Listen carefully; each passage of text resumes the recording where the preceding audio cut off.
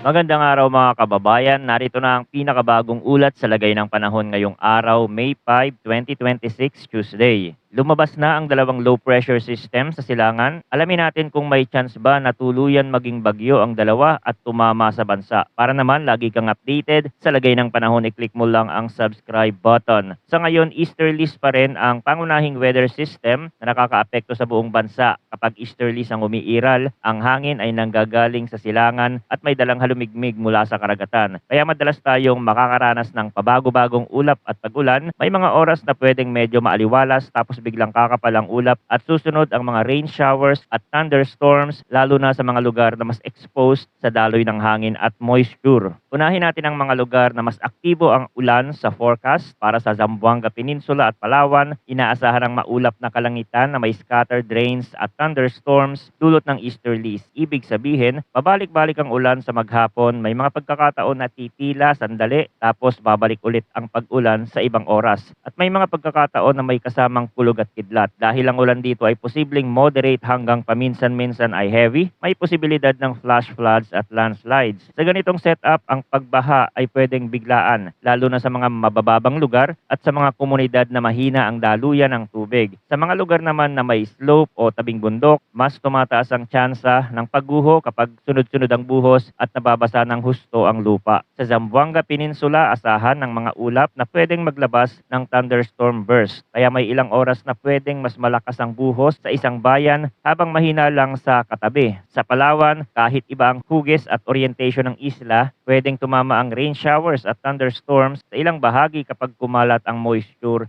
at nag-trigger ng pagbuo ng ulap. Kaya hindi nakakapagtaka kung may mga lugar na biglang uulan kahit kanina ay maaliwalas. Sa mga lugar na ito, mahalagang tandaan na hindi pantay ang tama ng ulan, pero kapag tinamaan ang area nyo, pwedeng mabilis ang buhos at pwedeng magdulot ng biglaang pagtaas ng tubig sa mga daluyan. Para naman sa Metro Manila at sa natitirang bahagi ng bansa, partly cloudy to cloudy skies ang inaasahan na may isolated rain showers o thunderstorm. Sanhi pa rin ang easterlies. Kapag naging severe ang thunderstorm, posible ang flash floods at landslides. Sa Metro Manila, kahit panandalian lang ang malalakas na ulan, pwedeng mag-waterlogging sa ilang kalsada at bumigat ang biyahe. Sa ibang bahagi ng Luzon, Visayas at Mindanao, nakabilang sa nalalabing bahagi ng bansa, ganun din ang pattern. May mga lugar na halos walang ulan, pero may iilang lugar na tatamaan ng biglang buhos sa maikling oras. Dumako naman tayo sa hangin at kondisyon ng dagat. Para sa extreme northern Luzon, inaasahan ng moderate to strong na hangin na mula east to northeast. Ang coastal waters dito ay moderate to rough na may taas ng alon mula 1.5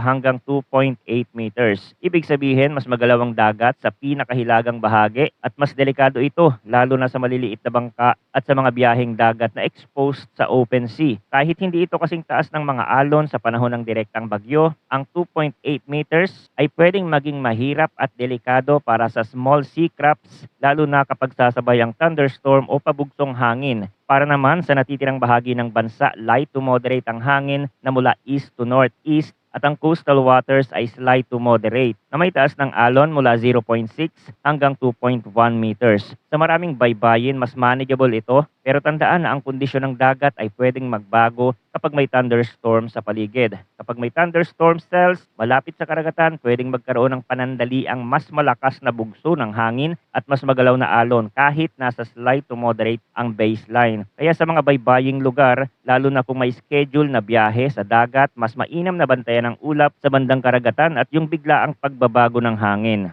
Ngayon, punta tayo sa extremes of temperatures at relative humidity para sa 24-hour period ending 8 o'clock p.m. yesterday. Ang minimum temperature ay 21.5 degrees Celsius na naitala bandang 5 o'clock a.m. Ang maximum temperature naman ay 34.6 degrees Celsius na naitala bandang 4 o'clock p.m. Ibig sabihin, mainit ang hapon at kapag mataas ang init, mas nagiging pabor ang pagbuo ng thunderstorm, lalo na kapag may moisture sa hangin. Pagdating sa humidity, ang maximum relative humidity ay 73% na naitala bandang 5 o'clock a.m. at ang minimum relative humidity naman ay 35% na naitala bandang 4 o'clock p.m. Kaya sa madaling araw, mas mamasa-masa ang hangin, tapos habang umiinit ang araw, bumababa ang humidity pero mas tumitindi ang init. Sa ganitong kombinasyon, normal na may mga oras na parang mainit at tuyo ang pakiramdam sa tanghali at hapon, tapos kapag biglang umulan, babalik ang mas mamasa-masa at maalinsangan na kondisyon pagkatapos ng buhos.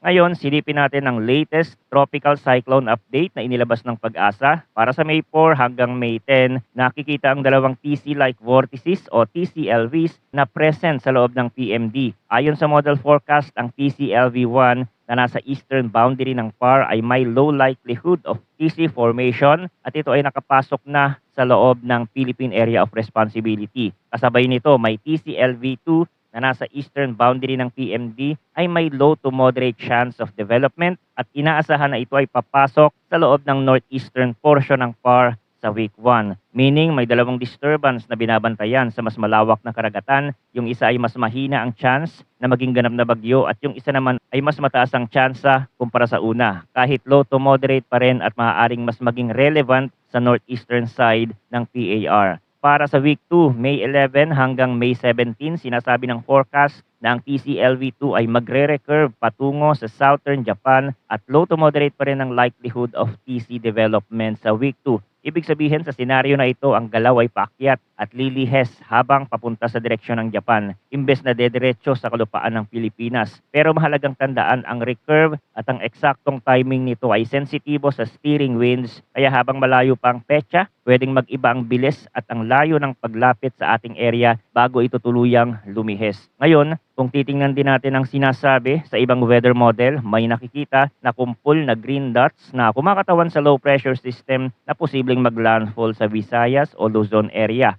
Sa senaryo na ito, pwedeng manatili itong low pressure system o umabot sa tropical depression level. Depende sa magiging impluensya ng paligid tulad ng kondisyon ng hangin sa itaas, dry air at kung gaano kainit ang karagatan sa dadaanan. Ibig sabihin, hindi automatic nalalakas agad. May mga pagkakataon na ang isang sistema ay mag-o-organize pero mahihirapan dahil sa wind shear o dry air, kaya mananatiling mahina. May pagkakataon din na kung pabor ang environments, mas makakakuha ito ng lakas at mas magpapatuloy ang development. Ang kasunod naman, ang inaasahan na magiging bagyo. Pero nakikita rin ito ay magre-recurve. So may isang sistemang pwedeng maglandfall sa ilang senaryo at may isa namang mas inaasahang lalakas pero may pattern na aakyat at lilihes. Sa ganitong sitwasyon, ang isang mahalagang punto ay yung bilis ng pagbabago ng forecast kapag malapit na ang petsa. Sa ngayon, maraming pwedeng mangyari dahil malayo pa at marami pang pwedeng magbago sa environment sa paligid ng mga sistemang ito. Ang posisyon ng subtropical ridge,